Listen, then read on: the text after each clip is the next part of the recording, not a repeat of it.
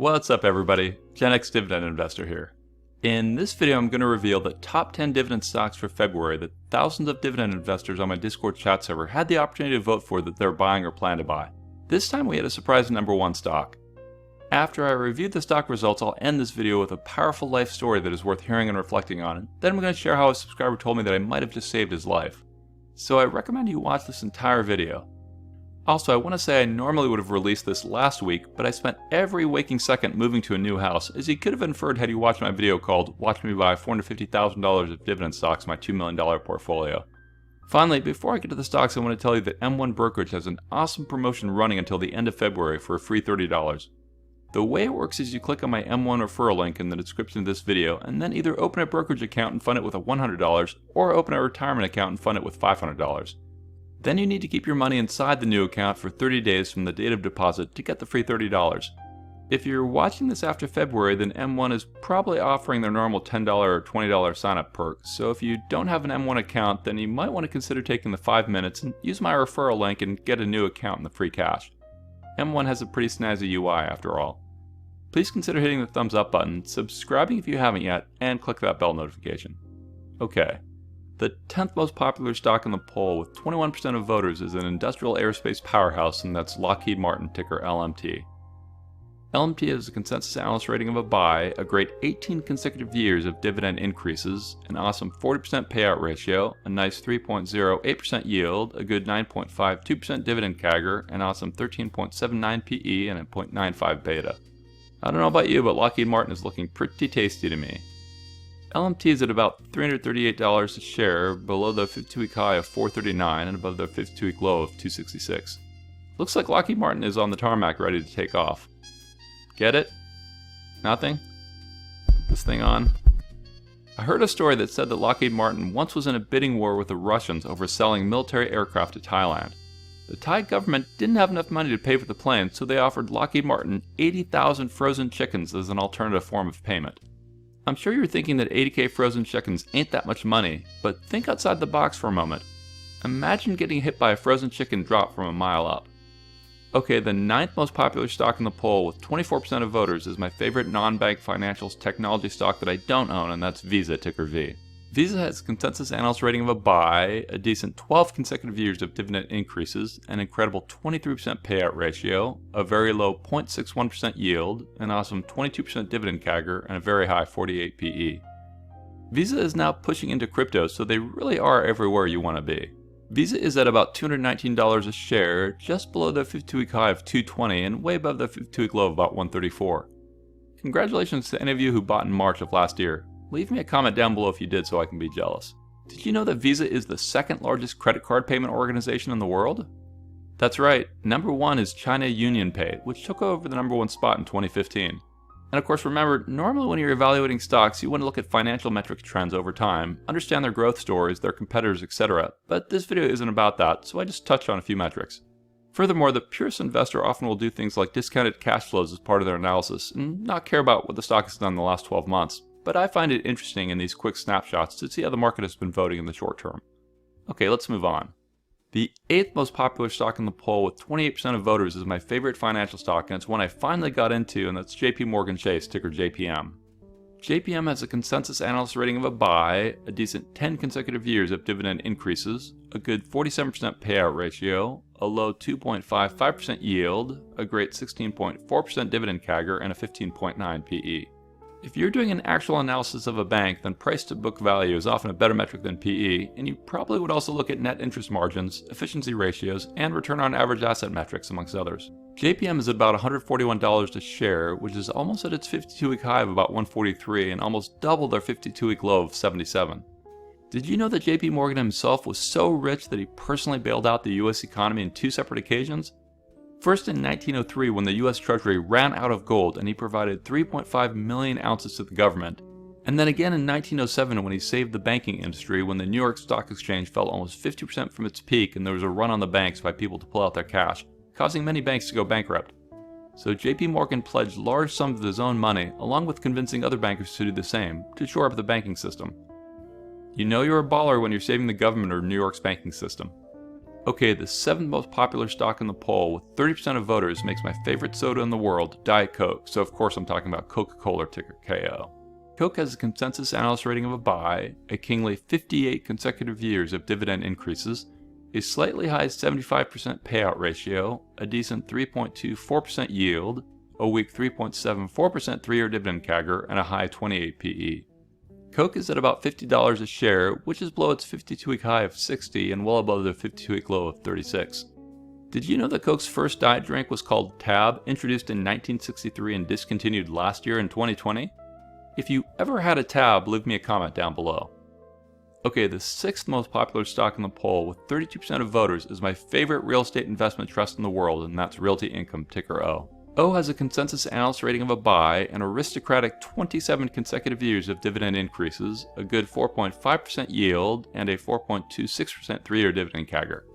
By the way, if you'd like a dividend spreadsheet which also has tools to see the data like you see on the screen, then become a Patreon aristocrat of mine and gain access to my amazing dividend portfolio cloud product I built, along with the help of my friend Man8V, who is also the moderator on my Discord. Watch my video called Best Dividend Stocks Spreadsheet Portfolio Tracker 2.0, which shows you all the features it has to see if it's something you might like using. Anyways, watch my Realty Income video if you want to learn why traditional metrics such as payout ratio, PE ratio, and EPS, amongst others, are not a reliable way to estimate the value of a REIT. So instead, professional analysts often use a measure called Adjusted Funds from Operations, or AFFO, to estimate a REIT's value as it represents true residual cash flow and is often a better predictor of a REIT's future ability to pay dividends.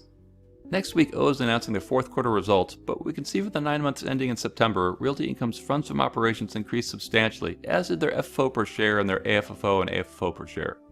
During the 3rd quarter of 2020, the company distributed around $242 million in common dividends to stockholders, representing 85.7% of the AFFO of $282.5 million.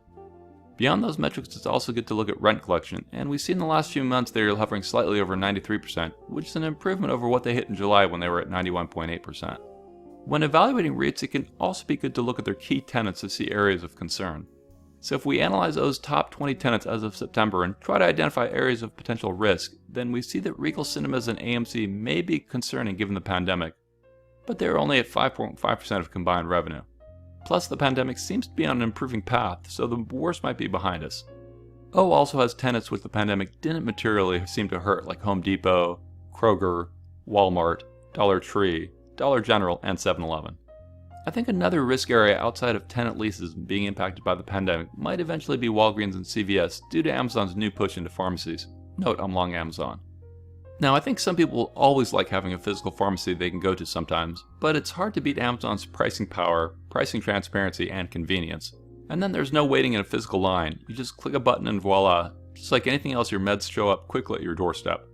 Anyways, let's take a look at Realty Income stock movement over the last 12 months. O is at about $62 a share, which is well below its 52-week high of about 85 and above the 52-week low of 38. O obviously took a big hit due to the pandemic, but is slowly recovering. Did you know that Realty Income was founded in 1969 and its first property was Taco Bell? I don't know about you, but nothing hits the spot at midnight like Taco Bell, which is now owned by Yum Brands, ticker YUM. What a great ticker. Moving on, the 5th most popular stock in the poll with 33% of voters is my favorite communication services stock, and that's AT&T, ticker T.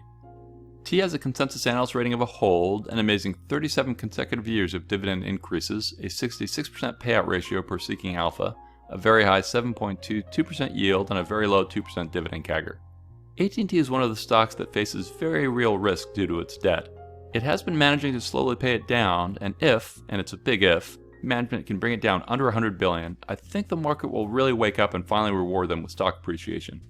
However, there's no guarantee that will happen, and they have historically made some bad acquisitions and thus their stock has done diddly. So either this is a great buying opportunity or it's an exit opportunity.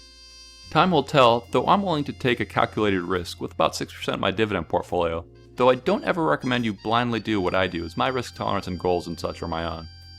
AT&T has recently indicated that they may hold their dividend at current levels, which could mean they will lose their aristocrat status. I still plan to hold it because it meets my needs, though I imagine the stock would get punished in the short term if that would happen. A safer telecom play is Verizon, which also has some real debt, but less than AT&T's. T is at about $29 a share, which is below its 52-week high of 38 and slightly above its 52-week low of $26.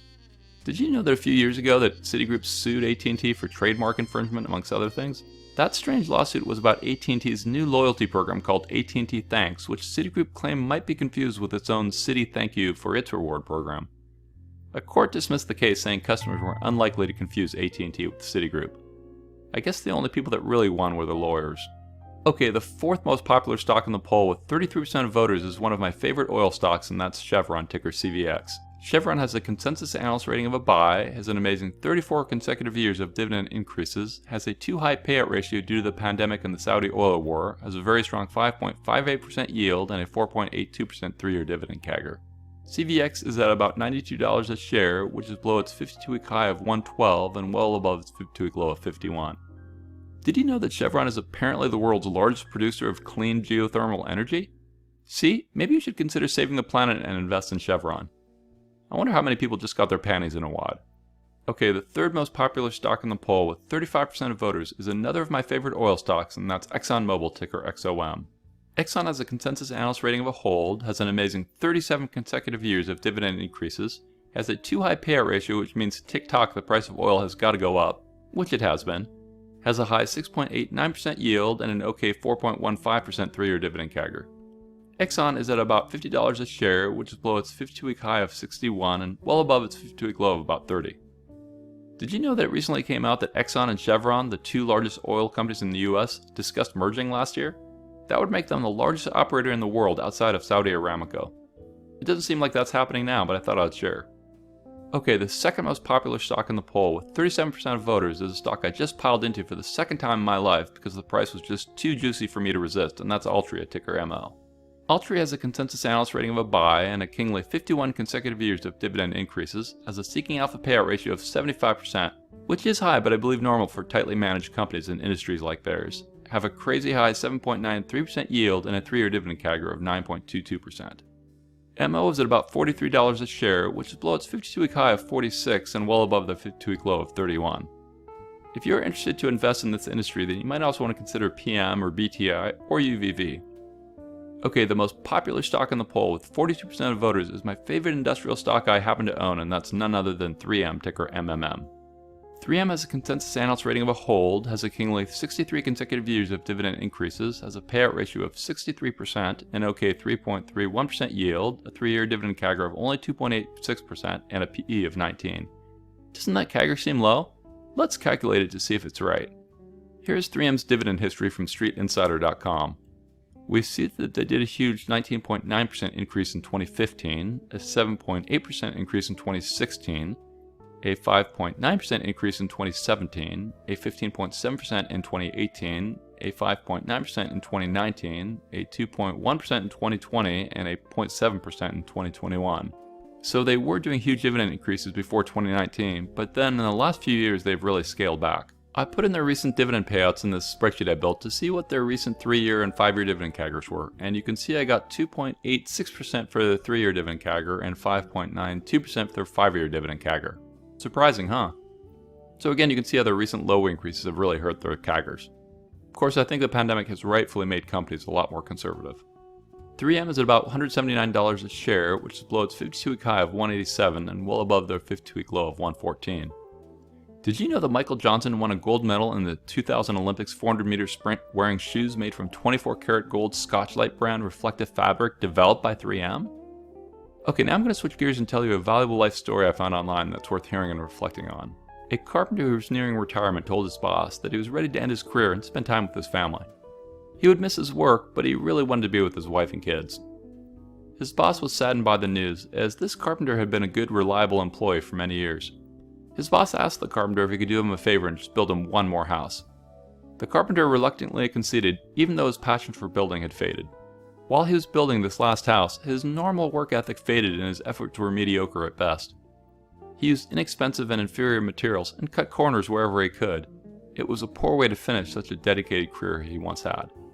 When the carpenter was finished, his boss came to look at the house. He gave the key to the house to the carpenter and said, "This house is my gift to you for all your hard work you have done for me over the years." The carpenter was astonished.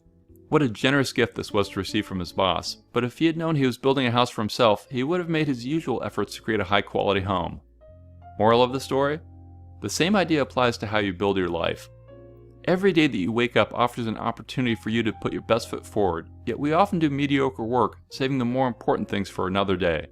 Then one day we find ourselves shocked that our lives aren't what we hoped they would be. The house we built to live on has a lot of flaws due to a lack of effort. However, you can't go back and rebuild it in one day or two. As people say, life is a do-it-yourself project. Your attitude and choices help build the life you will live tomorrow. Build carefully, my friends. I ask you to reflect on that. Are you putting forth your best self every day? Now I want to share a powerful public comment that was left in my video, where I shared a story about how my family had been living in toxic levels of radon exposure for years, and how it killed our poor cat, and now how we have some health issues. So Brian left the following public comment where he said, "Thank you for speaking up about the radon. I bought a tester on Amazon similar to the one you have. My wife and animals have had mysterious ailments, so this seemed worth checking out. Initially the reading came out to 11. Looking to get it mitigated. You may have just saved our lives." Wow, thanks for sharing that, Brian. I'm not a religious person, but I'm still praying for you and your wife and pets. Stay calm and determine if you really have it using a professional device in person, and then, if so, remediate it and talk to doctors, and hopefully everything works out great. I know radon exposure can take a very long time before it impacts you, so you're probably fine. It's crazy to me that the threat of radon isn't communicated more, but after watching my cat become destroyed, well, I really hope people listen to this more than anything else I'm sharing. You have to ensure that you aren't living in a dangerous situation that is easily fixed. Get your house tested for radon. I'll include an Amazon link to the radon detector I got in the description below. As an Amazon associate, I earn from qualifying purchases, but for me this isn't about some silly referral fee, it's literally about your health.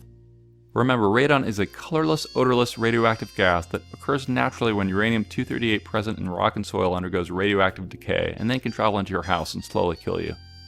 Radon is apparently the second leading cause of lung cancer, and is ranked by the World Health Organization as the 5th leading cause of mortality in 2010. Okay, now I'd like to shout out my higher tier Patreons who have signed up since my last video. So my first thank you goes out to Greg Watson. I'd also like to thank PK Investing, who just upgraded from a champion to an aristocrat. Pierre from PK Investing is an awesome guy I've become friends with, who first started out as a subscriber and then he launched his own channel. Check out his channel, which I'll include a link to in the description of this video. I'd also like to thank Shakespeare. That sounds funny. Thank yous also go out to O Wise Trader, Soap18, Bradford, Jason C, Vengeance, David E, Radic L, Sergio Lolo, and finally I'd like to thank Trader Joe for upgrading from a champion to an aristocrat. As an aristocrat, they gain access to my new Dividend Spreadsheet 2.0 product and to multiple private channels on my Discord, including one where I let people watch my videos before I release them to the public, as well as vote on some thumbnails I use in my videos, as well as get direct access to me. Please consider hitting the thumbs up button, subscribing if you haven't yet, and click that bell notification. Finally, I highly recommend that you join my free Dividend Discord chat server, which has thousands of dividend investors on it. It's growing all the time. Thanks for watching, and I'll talk to you again real soon. I am not a financial advisor, and these videos are for entertainment, inspiration, and educational purposes only. Investing of any kind involves risk. I am only sharing my opinion with no guarantee of gains or losses on investments.